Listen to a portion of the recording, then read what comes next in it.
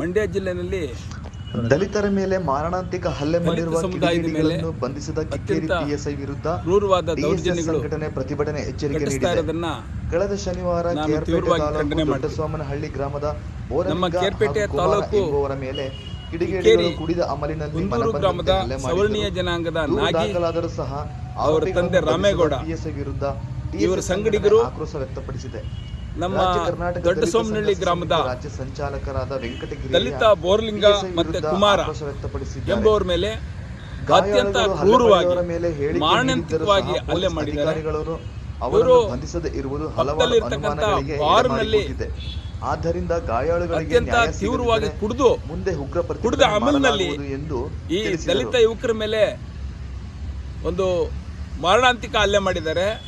ಅತ್ಯಂತ ಕಲ್ಲುಗಳಿಂದ ರಾಡ್ಗಳಿಂದ ಮತ್ತು ಅವರ ಕಣ್ಣುಗಳನ್ನು ಬೇರೆ ಬೇರೆ ಅಂಗಾಂಗಗಳ ಮೇಲೆ ಅತ್ಯಂತ ತೀವ್ರವಾಗಿ ದಾಳಿ ಮಾಡಿ ಒಂದು ಕೊಲೆ ಪ್ರಯತ್ನವೂ ಕೂಡ ನಡೆದಿರ್ತಕ್ಕಂಥ ಈ ಸಂದರ್ಭದಲ್ಲಿ ಪೊಲೀಸ್ ಇಲಾಖೆ ಈ ಕೂಡಲೇ ಈ ಏನು ಗುರುತರವಾದ ಆರೋಪಿಗಳಿದ್ದಾರೆ ಈ ಆರೋಪಿಗಳನ್ನು ಬಂಧಿಸಬೇಕು.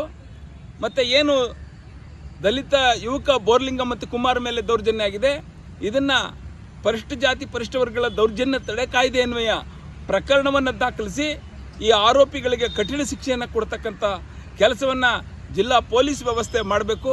ಸ್ಥಳೀಯ ಪೊಲೀಸ್ ಅಧಿಕಾರಿಗಳಿಗೆ ಮಾನ್ಯ ಜಿಲ್ಲಾ ಪೊಲೀಸ್ ವರಿಷ್ಠಾಧಿಕಾರಿಗಳು ಸೂಕ್ತ ನಿರ್ದೇಶನ ಕೊಟ್ಟು ಈ ಏನು ಕಾನೂನು ಬಾಹಿರವಾದ ಚಟುವಟಿಕೆಗಳು ಎಲ್ಲಂದರಲ್ಲಿ ಬಾರು ಅಂಗಡಿಗಳಲ್ಲಿ ಈ ಬೀರು ಬ್ರಾಂದಿ ಈ ಲಿಕ್ಕರ್ ತಗೊಂಡೋಗಿ ಅಲ್ಲಲ್ಲಿ ಕುಡಿದು ಯಾರು ಸಿಗ್ತಾರೋ ಅವ್ರ ಮೇಲೆ ಹಲ್ಲೆ ಮಾಡೋದು ದೌರ್ಜನ್ಯ ಮಾಡೋದು ಇದು ಇಡೀ ಜಿಲ್ಲೆಯಲ್ಲಿ ಯಥೇಚ್ಛವಾಗಿ ನಡೀತಾ ಇದೆ.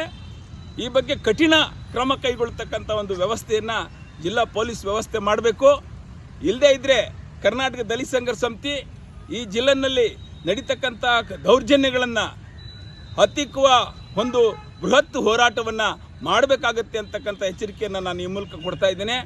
ನಿಜವಾಗ್ಲೂ ಸಂತ್ರಸ್ತ ಬೋರ್ಲಿಂಗ ಕುಮಾರ ಇವರು ಮಾರಣಾಂತಿಕವಾಗಿ ನಡೆದಿರ್ತಕ್ಕಂಥ ಈ ದೌರ್ಜನ್ಯಕ್ಕೆ ಅವರಿಗೆ ಶೀಘ್ರ ಉಚಿತ ಆರೋಗ್ಯ ಸೇವೆಯನ್ನು ಮತ್ತು ಅವರಿಗೆ ಚಿಕಿತ್ಸೆ ವ್ಯವಸ್ಥೆಯನ್ನು ಜಿಲ್ಲಾ ಆಡಳಿತ ಮತ್ತು ಜಿಲ್ಲಾ ಸಮಾಜ ಕಲ್ಯಾಣ ಇಲಾಖೆ ಕ್ರಮ ಕೈಗೊಳ್ಳಬೇಕು ಅಂತೇಳಿ ನಾನು ಒತ್ತಾಯ ಮಾಡ್ತಾ ಇದ್ದೇನೆ.